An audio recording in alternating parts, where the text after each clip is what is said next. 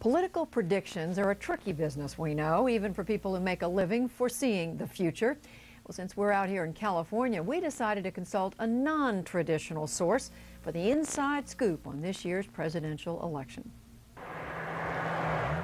Sometimes the search for truth leads one to a higher power, and sometimes even that higher power comes up short. The entire election is sort of psychically, if you will, sort of shrouded in sort of a mystery.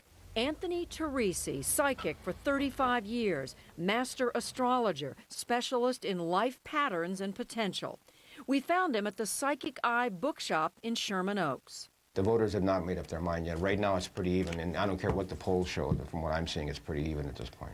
Teresi predicts a Kerry Edwards battle of mythic proportions. Both of them are going to have a hard time. This is not going to be a landslide by any stretch of the imagination. But he does see a slight edge for Kerry.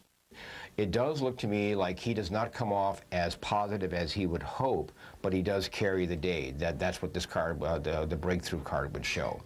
Even so, the future looks bleak for the Boston Brahmin. And looking at all the charts, it would be pretty hard to dislodge Bush.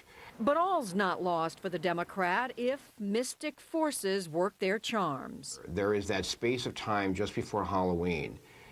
It's quite possible that some major revelation regarding Bush at that particular point could come forth. Neptune, the planet of illusion and delusion, goes what we call stationary direct at that point.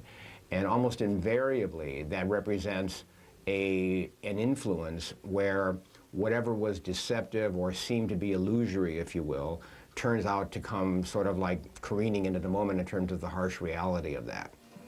In our business, Mr. Teresi, we call it an October surprise. So, Democrats take heart. If Neptune goes stationary direct, you got an opening.